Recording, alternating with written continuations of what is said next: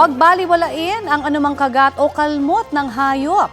Yan po ang paalala ng mga eksperto, lalo't may isa na namang naitalang namatay ng dahil po sa rabies.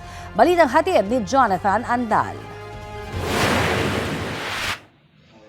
Nakagapos sa kama ng ospital pero panay ang galaw ng mga kamay, paa, ulo at bibig ng 25 anyos na si Nicole.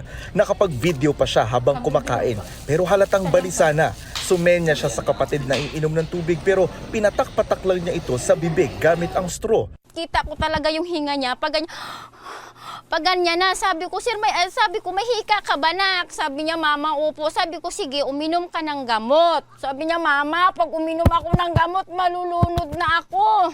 Si Nicole tinamaan na pala ng rabies virus. Ni, yung anak mo, tinatalian na. Kasi umakyat na yung rabies sa utak niya. Doon ko na nalaman, sir, na nakagat pala siya ng aso. Wala raw pinagsabihan si Nicole na nakagat siya ng aso. Sabi ng ina, noong Marso pa nakagat sa paa ang anak. Pero nitong Sabado lang, May 24, lumabas ang mga sintomas. Sa 3 siya ng gabi, tumawag siya sa akin mga 10 o'clock. Ang sabi niya sa akin, mama, masama po pakiramdam ko, mamamatay na po ako. Sabi niya, mama, tawagan mo si Toto, sunduin ako papuntang ospital. Binawian ng buhay si Nicole. Naulila niya ang 3 taong gulang na anak. Hindi na ibuburo na tagad ng ililibing ang labi ni Nicole. Kaya ang ina niyang nasa Muntinlupa, nananawagan ng tulong para makauwi sa libing ng anak sa Bacolod. Dahil nakakahawa ang rabies, nagpaturok na ng anti-rabies vaccine ang kapatid ni Nicole na may direct contact at nag-alaga sa kanya sa ospital. Pangalawa si Nicole sa nadokumentong namatay sa rabies sa loob ng 1 linggo. Noong May 18, pumanaw rin sa rabies ang factory worker sa Laguna at dating CAFGO na si Janelo Limbing. 9 na buwan matapos makagat ng aso at hindi kinumpleto ang 3 doses ng bakuna. Ang rabies ay isang virus na inaatake ang central nervous system na ipapasa ito mula sa kagat at kalmot ng hayop na infected nito.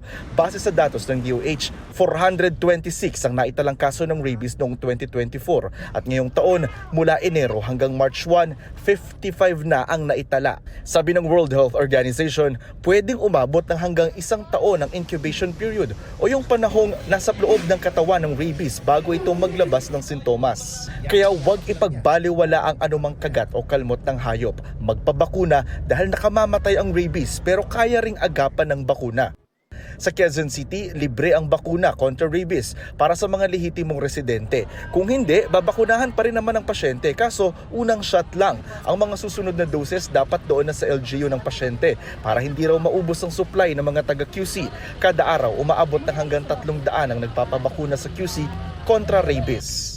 Immediately po sana, pag nakagat po tayo and malalim yun dun sa mga sugat, magpunta na po dun sa pinakamalapit na health facility. Libre rin ang bakuna kontra rabies sa RITM sa Muntinlupa, Amang Rodriguez Hospital sa Marikina, pati sa San Lazaro Hospital sa Maynila na may 100,000 vials para sa buong taon at kung maubos, nakakahingi naman ng tulong sa DOH. Magtanong din sa inyong LGU para sa libreng bakuna.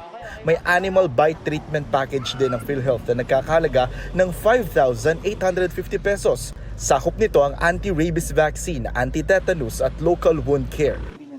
Jonathan Andal, nagbabalita para sa GMA Integrated News.